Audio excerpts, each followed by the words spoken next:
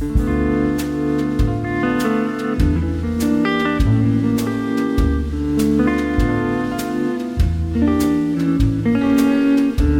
안녕하세요. 오랜만에 찾아뵙습니다. 젊은 정신과 의사들의 문학살롱 내부 책방입니다. 오늘도 저희 내부자들 멤버 중에 가장 지적이고 위트 있는 두 남자가 함께합니다. 소개 부탁드릴게요. 네, 안녕하세요. 지적인 남자 윤희우입니다. 예, 그리고 저는 가장 위트 있는 책방 주인 오동훈입니다.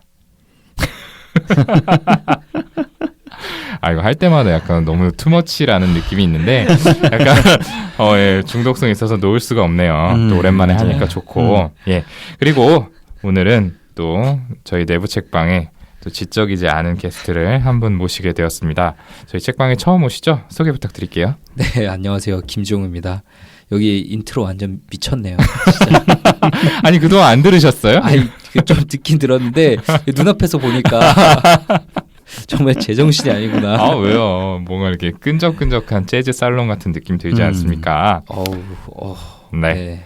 아무튼 뭐 저희 내부 책방에 워낙 책을 싫어하시는 걸로 알려져가지고 한 번도 참석을 안 하셨죠. 네. 그렇죠. 뭐 내부 책방 녹음 있다고 하면은 다른 쪽 녹음식을 선택하거나 아니면 그날 안 오시거나 그렇게 했었는데 오늘은 어쩐 일로 이렇게 방문을 해주셨는지.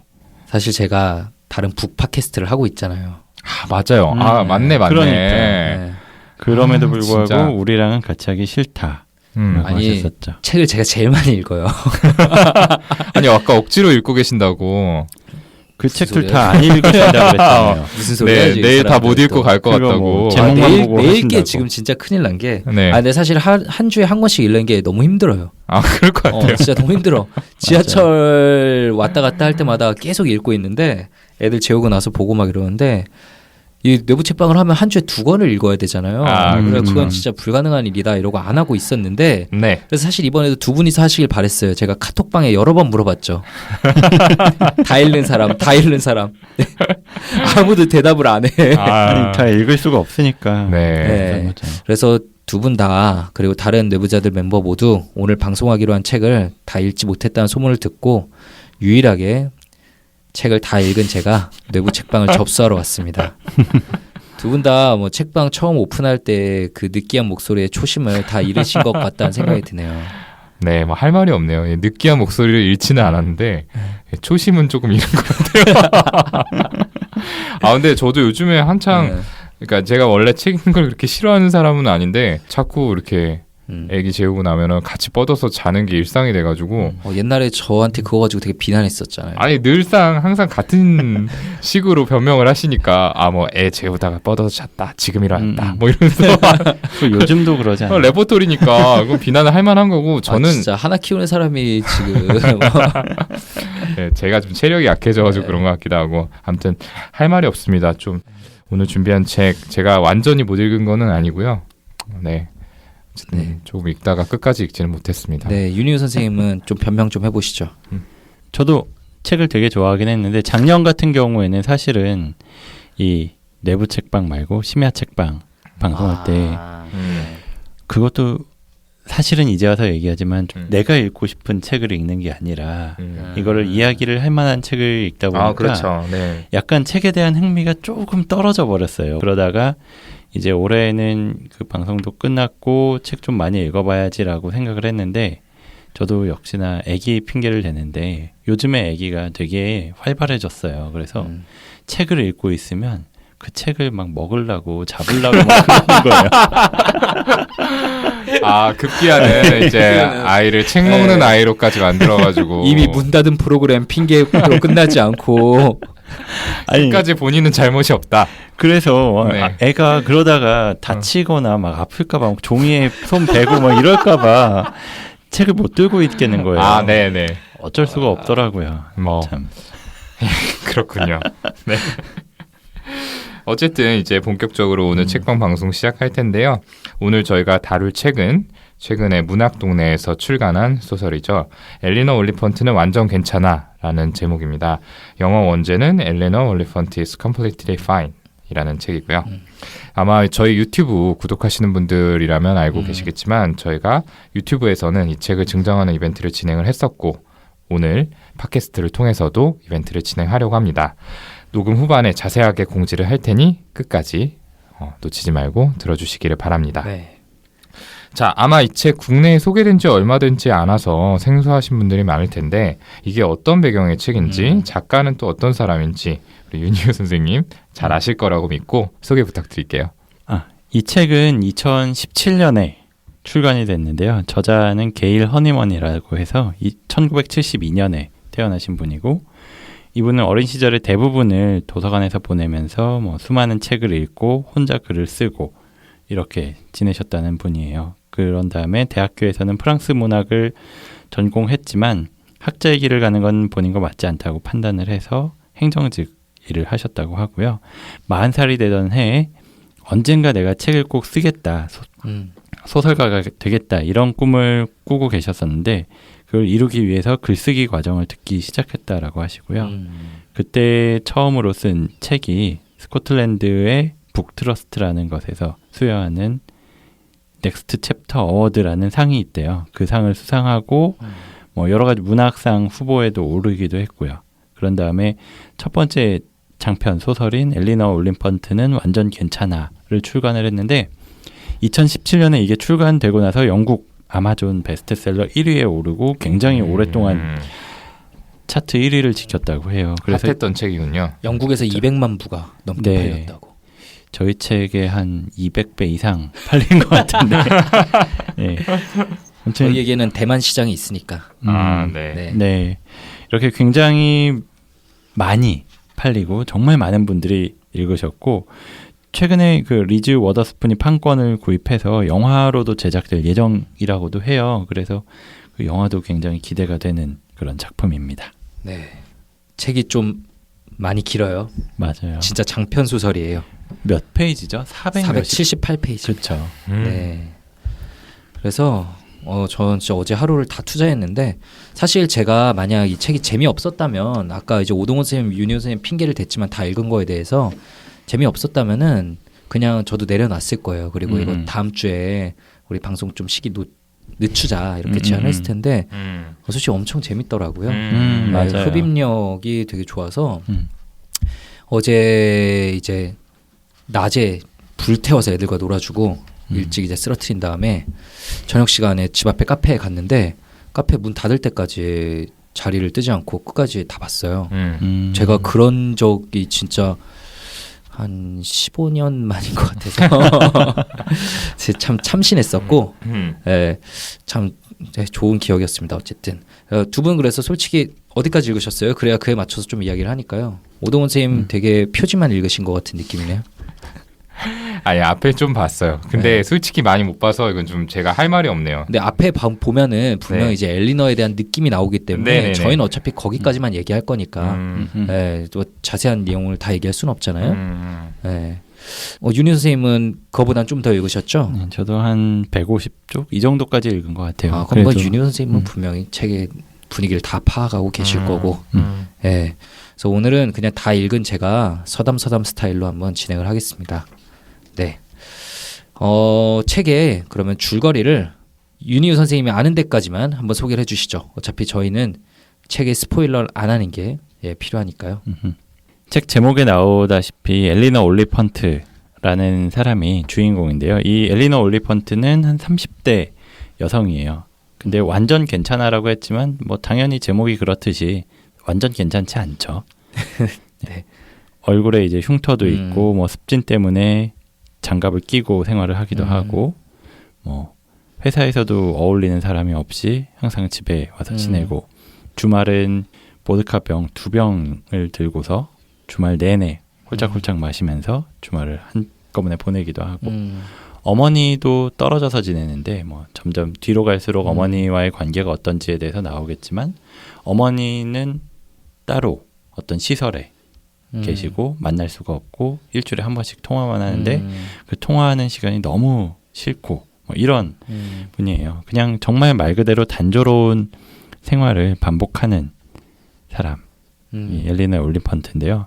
그 주변에 아무도 없어요. 뭐 전화가 오더라도 친구나 뭐 이런 사람은 전혀 아니고 친구 아니고 뭐 이제 뭐 광고 같은 그렇죠. 그쵸? 광고, 뭐 보험 가입, 뭐 아니면 서비스 기사, 뭐 이런 사람들한테만 전화가 오다 보니까 사람을 대하는 게 굉장히 서툴러요. 뒤에서도 맞아요. 이야기를 하겠지만. 네, 많이 서투르죠. 네. 그리고 그래서 뭐 본인이 좀 좋아하는 직원한테, 동료 직원한테 어떤 콘서트를 같이 보러 가자 이렇게 얘기를 했다가 굉장히 조롱을 당하죠. 본인이 출근했는지도 모르고 사람들끼리 뒷담화하는 걸 듣고 근데 그렇게 크게 충격은 받지 않고 오히려 그걸 네. 웃어넘기기도 하는 그런 사람인 것 같아요. 네, 뭐 이 정도면은 아마 다들 느낌은 오셨을 것 같아요. 정말 엄청난 외톨이죠. 엄청난 외톨이라서 자신의 집에 누군가가 찾아오는 거는 뭐 한 1년에 2번 정도 있는 일이라고 해요. 그것도 사회복지사가 그렇죠. 그냥 일 때문에 찾아오는 거고요. 예, 전화벨이 울리는 건 당연코 없고요. 핸드폰도 스마트폰은 없고요. 그렇죠. 네. 그리고 좀 많이 어쨌든 독특한 사람이에요. 오동원 선생님도 이제 처음에 올리펀트에 대한 묘사로 사실은 많은 부분이 배정돼 있으니까 좀 보면서 어떤 생각이 들었어요? 일단 주인공인 사람이 어떤 사람인지 얘기를 해야지 우리가 이걸 바탕으로 이와 비슷한 사람들의 심리에 대해서 오늘 좀 한번 얘기해 볼 수 있을 것 같은데요. 굉장히 사람 대하는 게 좀 많이 서툴다라는 느낌이 들었고 그리고 얼핏 보기에는 좀 독선적이고 직설적이다라는 느낌도 받았어요. 네. 그러니까 어떤 면에서 잠깐 스쳐 지나가는 사람이 보기에는 좀 무례한 사람? 그렇죠. 싸가지 없게 네네네. 좀 네. 있죠. 뭐 가게 점원들을 대하는 태도나 이런 것들은 그런데 좀 책을 읽다 보니까 이게 뭔가 안쪽까지 정말 차가운 피가 흐르는 그런 류의 사람이 아니구나. 마치 고슴도치가 안에 연한 살을 보호하기 위해서 이렇게 가시를 세우고 있는 것 같이 그렇게 행동하는 사람이 아닐까라는 생각이 좀 들었습니다. 그렇기도 하고 아예 그냥 진짜 모르는 사람이라는 생각이 그렇죠. 들더라고요. 사회생활을 모르는 사람. 그렇죠. 네. 그런 면도 있더라고요. 막 예를 들어 이런 게 나오잖아요. 맥주 이름이 뭔지 까먹었는데 우리가 예를 들어서 맥주집에서 이제 호가든 시키면은 호가든 병하고 그 맥주 잔이 같이 나오잖아요. 바텐더가 그렇게 주니까 너 지금 뭐 하는 거냐? 이 잔에다가 맥주를 따라서 나한테 줘야 되는 건 돈 받는 너가 해야 될 일 아니냐? 라면서 날카롭게 얘기하는 장면이 나오는데 몰라서 그러는 것 같기도 하고 그냥 단순히 모르면은 그냥 물어보면 될 건데 기본적으로 조금 분명히 아까 오동원 선생님 말한 것처럼 고슴도치처럼 날이 서 있어요. 그렇죠. 되게 공격적으로 들릴 만한 말이고 사실 뭐 이거 지용 형이 방금 얘기한 대로 제가 따라 먹는 거예요? 아니면 따라 주시는 거예요? 이렇게 물어볼 수도 있는데 뭐 하시는 거냐 이렇게 반응한다든지 뭐 그런 점들이 굉장히 좀 공격적이라고 해야 될지 아니면 너무 모르는 것처럼 보인달지 참 뭔가 복합적인 인물이에요. 그러면서도 아까 윤현 선생님 얘기한 것처럼 회사 사람들이 다 자기를 놀리고 할 때 거기 가서 막 뒤집어 놓고 이런 것도 아니라 그냥 덤덤하게 맞아요. 네, 그냥 뭐 당연히 쟤네 저런 거지라는 식으로 그냥 자기 일에 집중하거든요. 네, 참 뭔가 복합적인 캐릭터라는 생각이 들고 그래서 그럼 이 사람은 대체 왜 이런 걸까? 그쵸. 이거는 뭘로 설명할 수 있을까? 이런 거에 대해서 좀 궁금해지게 됐죠. 네, 윤현 선생님은 좀 어떤 생각이 들었어요? 일단 이 엘리너에 대해서 드는 인상은 첫째로는 저희가 계속 얘기하는 것처럼 사회생활 자체가 굉장히 위축돼 있는 거를 알 수가 있어요. 물론 일은 계속하고 출근도 계속하고 동료들과도 어느 정도 대화는 하지만 정말 일적인 대화만 할 뿐 뭔가 사생활에 대한 그런 교류나 이런 거는 전혀 없이 본인만 일만 하고 돌아오고 일만 하고 돌아오고 이런 걸 반복을 하잖아요. 그런 걸 보면 어떤 대인관계 측면에서 대인관계를 막 맺고 싶은 어떤 욕구가 없는 건지 또는 어떤 뭔가 불안하고 이런 마음 때문에 좀 차단을 하는 건지 아무튼 이 두 가지 가능성이 다 있다라고 생각이 드는데 그쵸. 네. 그 중에서도 어쩌면은 본인이 어떤 비판이나 어떤 공격 이런 것들을 당하지 않기 위해서 그런 걸 당하는 게 너무 두렵기 때문에 좀 멀리 거리를 두는 어떤 회피를 하는 그런 성향이 아닌가라고 생각이 들었어요. 그래서 회피적 성격 같은 생각이 들었거든요. 아까 윤희호 선생님이 되게 중요한 얘기를 이제 해주신 건데 보통 우리가 어떤 대인관계가 극도로 없는 사람을 보면은 저는 개인적으로 머릿속에 한 3가지 정도의 이제 가능성들이 떠오르는 것 같아요. 거절에 대한 공포, 사람에 대한 공포를 피하는 이제 회피적 성격, 그리고 사람에 대한 그런 가까워지고 싶은 욕구가 전혀 없는 분열성 성격, 그건 대인관계에 대한 니드가 없는 거라고 하죠.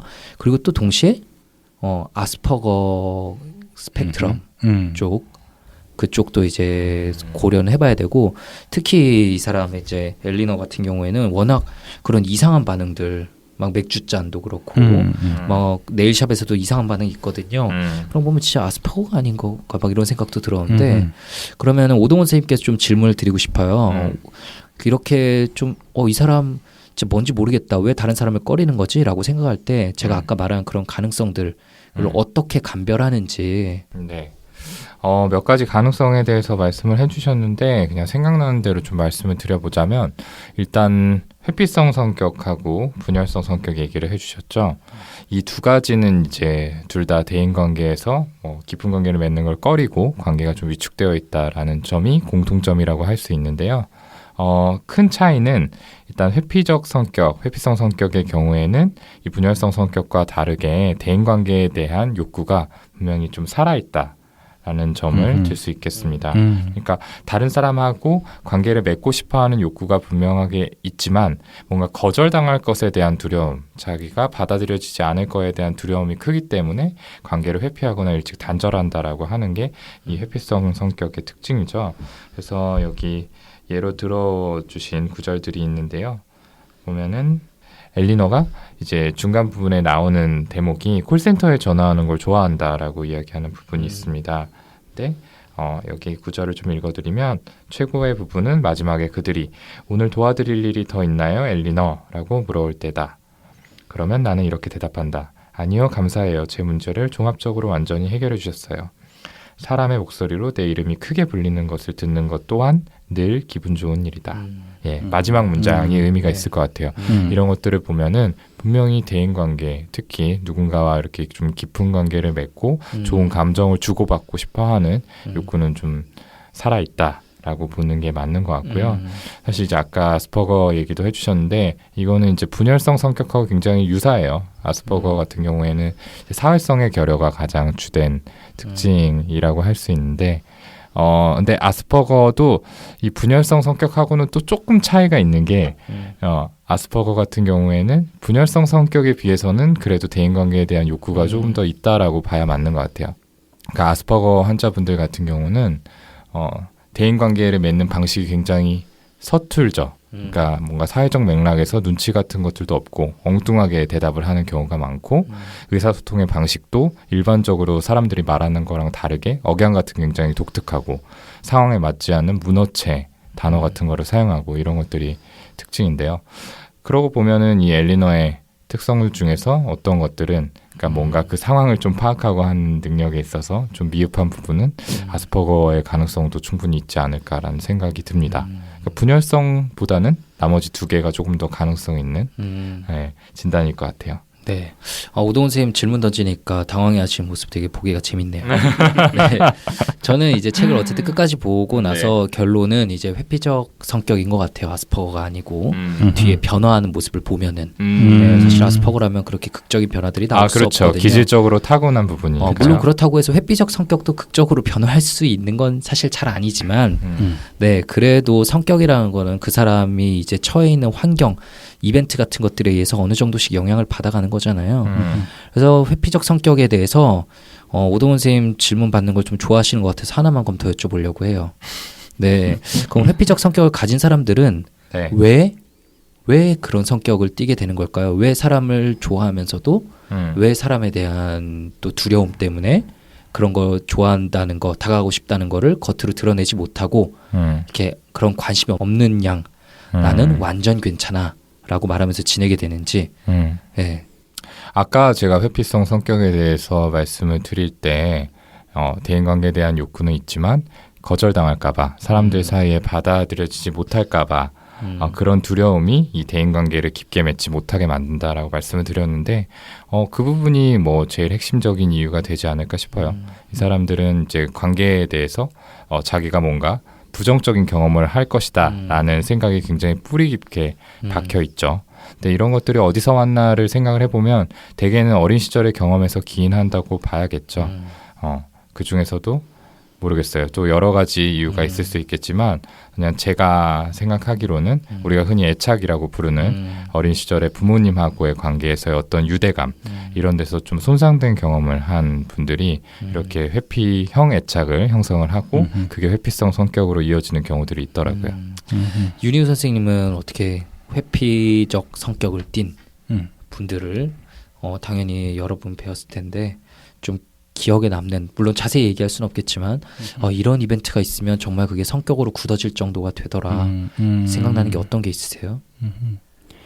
네, 요 질문을 받으면서 바로 한 분이 딱 떠오르는 분이 있어요. 그분 같은 경우에 정말 명백하게 회피적 성격이 맞을 거다라고 생각을 하는데 병원을 찾아오신 이유가 직장에서 조금 안 좋은 피드백을 딱 받고 나서 바로 그만두신 거예요. 직장을 취직하기도 좀 쉽지 않았지만 근데 그 그만두시는 과정에서도 내가 그만둔다 뭐 이렇게 말을 하면서 그만둔 것도 아니고 그냥 그 다음날 출근을 안 하고 연락도 안 받고 이런 형태로 그만두시는 게 한 번도 아니고 여러 번 반복이 돼가지고 도저히 안 되겠어서 병원을 찾아오셨다라고 하셨거든요.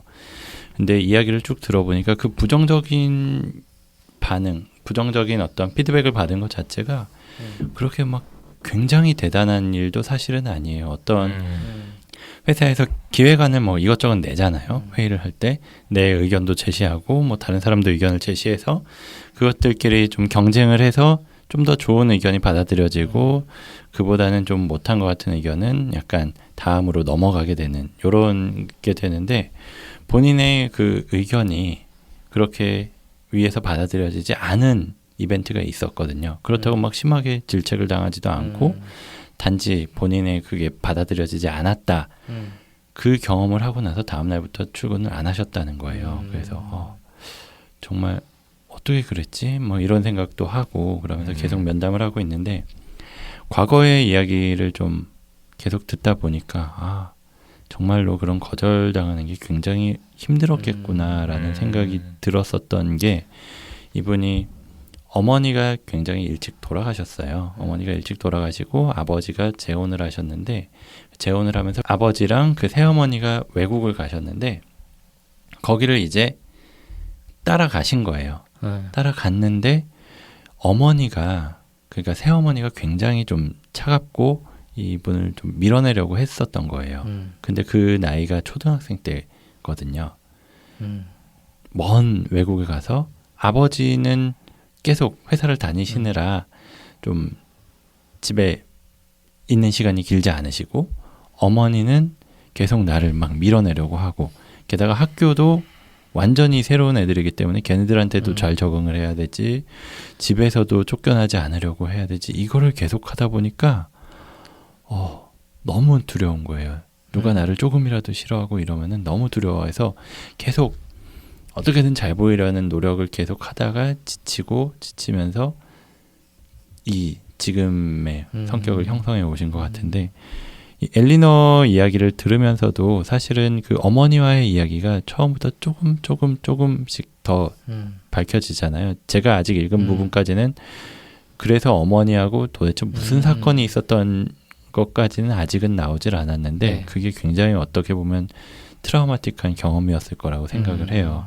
단순히 얼굴에 있는 흉터가 문제가 아니라 내 외모가 문제가 아니라 그래서 오동훈 선생님 이야기하신 것처럼 그 어머니와의 어떤 애착 여기서부터 문제가 생기면서 이렇게 회피적인 성격이 형성된 게 아닌가 하는 생각이 드네요. 네, 그 책의 초반에 사실은 조금 원인을 명확하게 드러내놓죠. 네네, 엄마와의 관계가 좀 범상치 않다라는 거. 그렇죠. 네, 이분이 아까 오동훈 선생님이 이제 애착 얘기를 했는데 회피적 애착을 분명히 좀 가지고 있는 것 같아요. 불안정 애착을. 그 엘리너에게는 사람을 피할 많은 이유들이 있어요. 그 얼굴에 있는 큰 흉터도 그렇고 꾸미지 않은 뭐 외모도 그렇고 자신을 굉장히 못생겼다고 생각하죠. 하지만 그것보다 더 근본적인 회피적 애착을 형성할 수밖에 없었던 엄마와의 관계가 처음부터 좀 암시가 됩니다. 그리고 소설 끝까지 안 가르쳐줘요. 그 정답을 안 가르쳐줘서 네, 근데 뭐 끝까지 안 가르쳐준다는 거니까. 네, 근데 마지막에는 당연히 가르쳐줍니다. 마지막에 가르쳐 주는데 되게 결국 그거에 너무 계속 궁금할 수밖에 없게 만들더라고요. 근데 이제 애착이라고 하면 보통 아기와 부모와의 관계를 얘기하는 건데 성인 애착이라는 개념이 있어요. 저희가 방송에서도 여러 번 얘기한 적이 있는데 어린 시절 주 양육자와의 관계에서 맺은 애착이 성인까지 다른 사람들과의 관계에서 동일하게 적용된다. 주된 양육자와의 관계가 세상을 바라보는 틀을 만드는데 그 틀에서 이제 나와 타인 두 가지 기준으로 세상을 바라보게 되죠. 나도 긍정적, 타인도 긍정적으로 바라보면 역시 안정된 애착을 가지고 있다. 나는 사랑받을 수 있고 세상도 믿을 만해. 반면에 나는 너무 부족하고 못났고 사랑받을 수 없는 존재고 타인들 역시 이런 나를 공격하는 믿을 수 없는 존재야 라고 둘 다 부정적으로 생각하면 회피적 애착을 가지게 되죠. 그런 애착을 가지고 세상을 바라보게 되면 정말 세상을 사는 것이 힘들고 엘리너처럼 계속 피할 수밖에 없게 됩니다. 네, 부모와의 관계는 이미 멀어졌지만 떨어져 있는 엄마가 마음속에 남아서 계속 같은 목소리를 들려주는 거죠. 너는 사랑받을 수 없어. 쟤는 너를 공격할 거야. 믿으면 안 돼. 시계요. 저 지금 책을 보다가 되게 인상적인 구절을 찾았는데 방금 얘기한 그 엄마와의 관계를 묘사하는 구절이에요. 엄마랑 통화를 하는 대목을 이렇게 묘사를 했거든요. 나는 내 소식을 엄마와 나누는 순간을 사냥터에서 총탄세례를 맞은 새를 물고 돌아오는 개처럼 엄마 발치에 그 소식을 내려놓는 순간을 몹시 고대하고 있었다. 그리고 이제 엄마가 그것을 잔혹하고 냉정하게 집어올려 그저 갈기갈기 찢어버릴 거라는 생각을 떨쳐버릴 수가 없었다. 네, 이런 부분이 참 잘 묘사를 하고 있지 않나 네, 생각이 듭니다. 자세하게 얘기하진 않을게요. 이런 엘리너를 좀 도움을 주는 이런 엘리너에게 도움을 주고 결국 이런 세상과 담을 쌓고 살아가던 사람이 결국은 자신의 마음의 힘든 부분을 어느 정도 극복하게 되는 스토리가 책에서 쭉 나오는데 거기서 큰 역할을 차지하는 사람이 있어요. 이런 담을 허물어주는 사람이 있는데 두 분 다 아마 그리고 저도 이제 회피적 애착을 가진 사람들을 치료하기 위해서 많이 노력해 보셨을 거 아니에요? 그리고 진짜 그 쉬운 경험이 아니잖아요. 그렇죠. 근데 가끔 보면 어떻게든 결국 그 담을 허물고 나오는 사람들이 있어요. 네, 그렇죠. 네, 그리고 그럴 때 타인의 도움들 뭐 저희도 있겠지만 치료실 밖에서 만나는 다른 사람들과의 관계도 좀 도움이 되긴 하는데 좀 잘 극복하셨던 분들 경험담 기억나시는 거 어떤 게 있어요? 네, 회피적 애착을 가지신 분들, 그래서 결국 회피성 성격을 지니게 되신 분들을 고치기란 정말 어렵습니다. 이분들은 작은 사인에도 본인들이 거절당했다라고 느끼기 때문에 사실 치료자와의 관계도 마찬가지예요. 그래서 정말 치료자가 어떤 의도를 가지고 한 행동이나 말이 아닌데 그런 것들에 상처를 받고 확 위축되어서 병원을 찾지 않는 경우도 있거든요. 네. 그래서 이 회피적 애착을 가지신 분들을 치료하기 위해서는 정말 오랜 기간 동안 상담을 해야 되고 본격적인 그 성격의 원인이 되었던 어떤 외상적인 애착 경험들을 탐색하는 데까지는 정말 시간이 많이 걸립니다. 관계 형성에 더 많은 시간을 들여야 될 정도로. 예. 그래서 지금 치료하고 있는 몇몇 분들이 생각이 나는데요. 그래도 한 1년 정도 지나고 나니까 이전보다 본인의 얘기를 좀 꺼내놓는 걸 자연스럽게 할 수 있게 되었고 정말 이제 사람들과의 관계 맺는 거를 꺼려하고 그냥 어느 집단에 가서는 무조건 자기 의견 내세우는 대신에 그냥 다수의 의견을 따르는 쪽에만 속해 있던 친구가 능동적으로 다른 사람하고 먼저 다가가가지고 관계를 맺기도 하고 뭐 연애를 하는 모습들도 보게 되었는데 그런 모습들을 보면은 참 뿌듯하기도 하고 그러면서도 또 사실 이게 끝이 아니거든요. 계속해서 또 끌고 가면서 그 변화를 유지시켜야 되기 때문에 또 아직 갈 길이 많이 남았구나라고 생각하는 순간들도 있고요. 그렇습니다. 네. 맞아요. 사실 뭐 면담을 하다 보면은 이런 회피적 애착 내지는 회피적 성격을 가지고 계신 분들 정말 쉽게 변하지는 않는 것 같아요. 굉장히 오랜 시간이 걸리고 뭐 1년, 2년 뭐 이렇게 오랜 시간이 걸리더라도 오동훈 선생님이 이야기하신 것처럼 본인의 이야기를 잘 털어놓지 못한다든지 사실 뭐 어렸을 때 어떤 이벤트나 이런 것들에 대해서는 그래도 좀 쉽게 이야기를 하시는 편인 것 같은데 지금 당장의 어떤 감정이나 이런 거는 굉장히 이야기하시기 어려워하는 경우가 많거든요. 아무튼 저 스스로도 되게 오랫동안 면담을 하고 이 정도면은 진짜 사람들을 좀 조금씩은 더 믿을만 한데 아니면 자기 자신에 대해서도 좀 더 자신을 가질만 한데 뭐 이런 것들을 해냈으니까 뭐를 했으니까 아니면은 그런 뭐 온갖 생각들을 하면서도 제가 생각하는 그 속도에 절대로 따라오지 않으시고 굉장히 늦고 또는 이만큼 왔다라고 생각했는데 다시 원래대로 돌아가 있고 이런 경우가 맞아요. 정말 네, 많아요. 정말 그래서 그렇습니다. 제가 기억나는 게 전공의 때도 그런 환자분을 계속 면담을 했었는데 너무 답답해가지고 제 슈퍼비전을 해주는 선생님한테 여쭤본 적이 있어요. 내가 도대체 이 사람한테 뭘 해줘야 될지 모르겠다. 내가 아는 것들은 뭐 이것도 해보고 저것도 해보고 다 해봤는데 변하는 게 너무 없는 것 같아서 너무 답답하다. 뭐 이렇게 얘기를 했더니 그 선생님이 그 얘기를 해주시더라고요. 지금까지 뭐 20번 너를 보러 왔네? 그것만 해도 대단한 거 아니야? 사실 그렇게까지 하시는 분들도 없거든요. 제가 뭐 면담하다가 약간씩의 뭔가 조금 거절 비슷한 메시지라든지 그렇게 보일 수 있는 어떤 표정이든 말이든 아니면 푸시하는 어떤 말들 이런 거를 한 것만으로도 굉장히 위축되고 병원을 다시 찾지 않으시는 경우도 있는데 네. 반면에 1년 넘게 계속 병원을 다니면서 적어도 저한테 신뢰를 갖고 조금씩 이야기를 하신다는 것 자체가 그거 자체가 큰 변화가 아닌가 그런 생각도 들고요. 사실 정말 쉽지가 않기 때문에 저희가 뚜렷하게 이렇게 하면 좋아진다라는 말씀을 못 드리고 있는 거죠. 하지만 확실한 건 치료자와의 끈, 세상을 그나마 이어주는 끈 같은 게 계속 길어질수록 조금씩 더 단단해질수록 힘이 되는 것 같아요. 저는 지금 생각나는 분 한 분이 정말 세상과 지금 거의 단절됐는데 그나마 연결된 게 그분이 하시는 게임이에요. 네, 핸드폰 게임을 하나 하시는데 근데 신기하게 그 게임을 저도 지금 유일하게 하는 핸드폰 게임이거든요. 그래가지고 약간 말이 통해요. 이번에 나온 그건 잡으셨냐?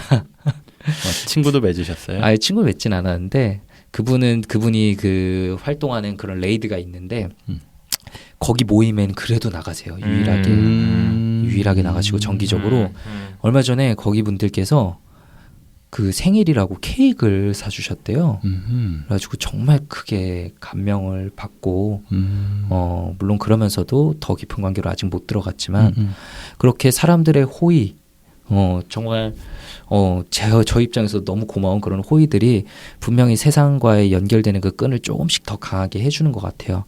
이 책에서도 엘리너를 이제 좀 세상으로 더 끌어내는 끈을 계속 던지는 주인공이라고 뭐하고 등장인물이 한 명 나오죠. 그래서 그분에 대해서는 저희가 너무 자세히 얘기하는 건 스포일 것 같지만 결국 그렇게 타인의 도움이 반드시 필요한 게 사실입니다. 그래서 회피적 애착, 내가 생각하기에도 회피적 성격이다 라는 분들이 오늘 방송을 들으신다면은 나의 그런 담장을 넘어오는 사람들 그걸 바로 물리치지 말고 조금 판단을 유보하면서 그냥 지켜보시는 건 어떨까. 그리고 한 번만 더 믿어보려고 시도해보시는 건 어떨까.